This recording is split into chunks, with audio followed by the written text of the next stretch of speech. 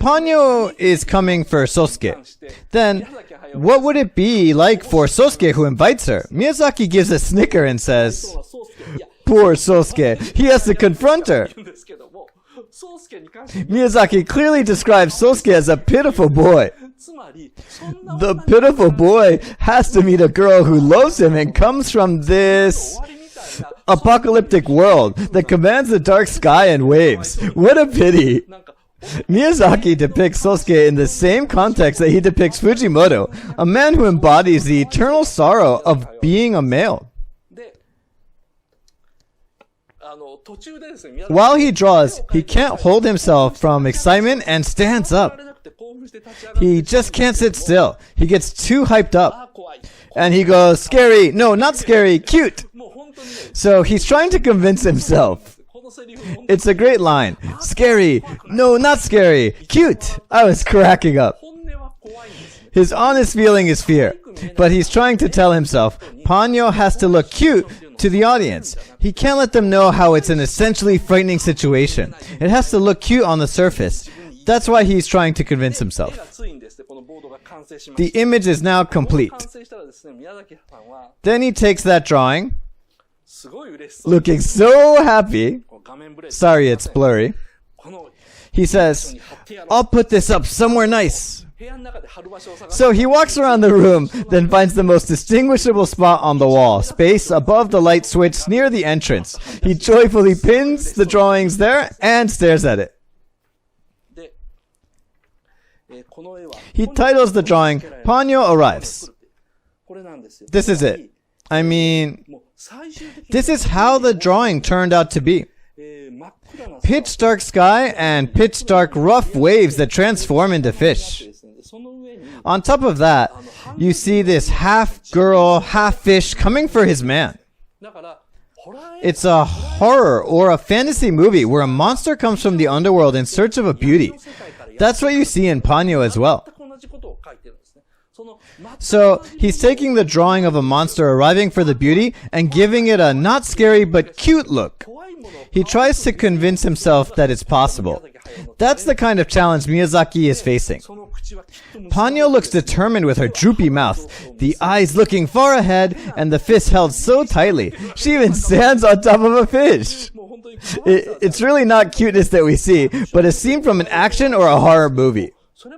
Until this point, Miyazaki had been drawing dozens of storyboards. For example, he drew the initial sketches of Sosuke, Ponyo posing cutely, Fujimoto ship, etc. Oh, and the jellyfish. But every time he finished a drawing, he said, this is not what I want. So things weren't going the way he wished. He keeps on saying things like, "I'm not having the grasp on it. I'm escaping from something, but I'm aware of it.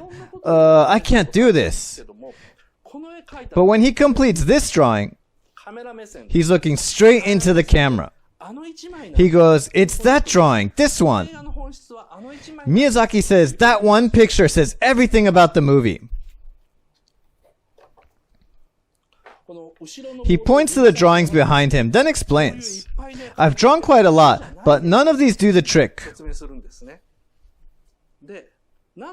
Why not? These are merely phenomena. But that one over there, that's the essence.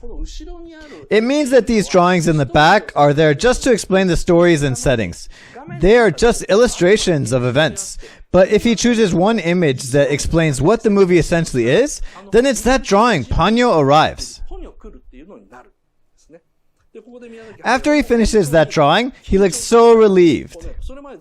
In fact, he had a cigarette in his hand, but he hasn't smoked it yet.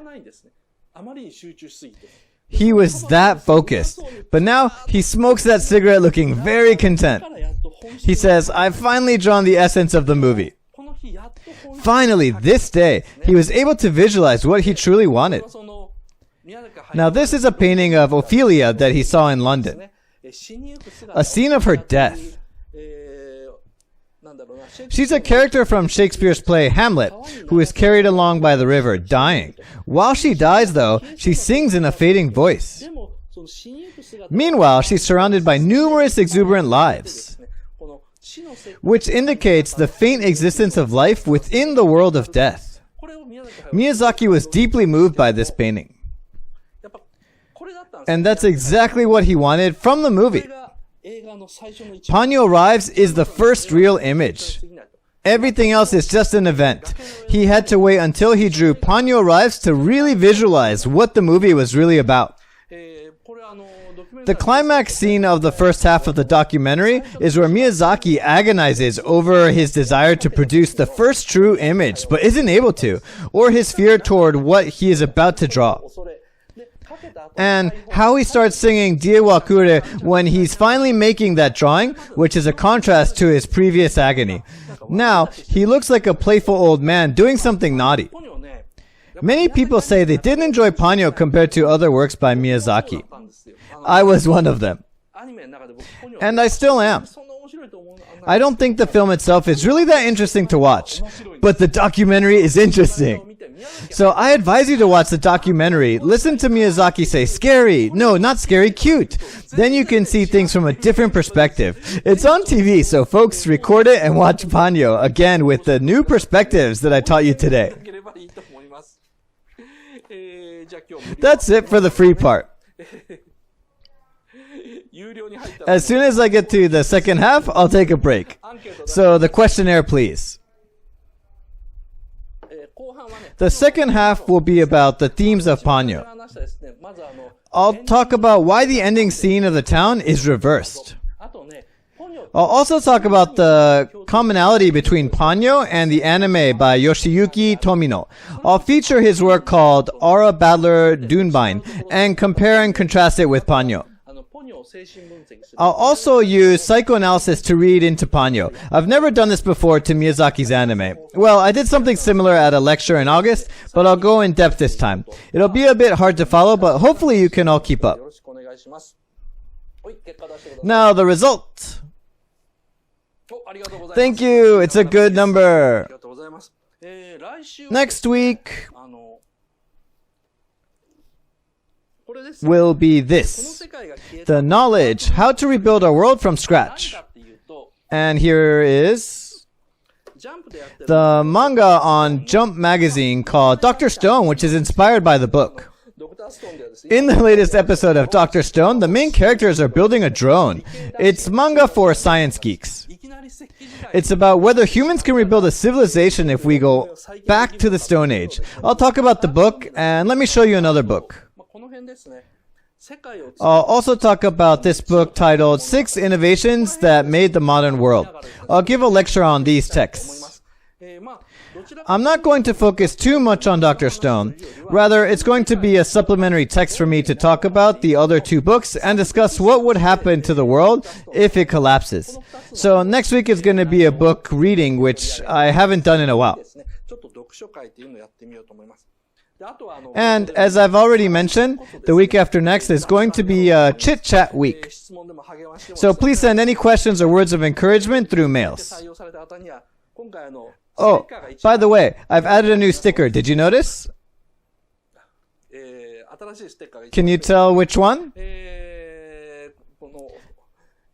This one. It says Mobile Seminar OTAKING. Yes, the new sticker is a Gundam ripoff. So you'll get these stickers if I read your letter. Okay, please switch to the second part.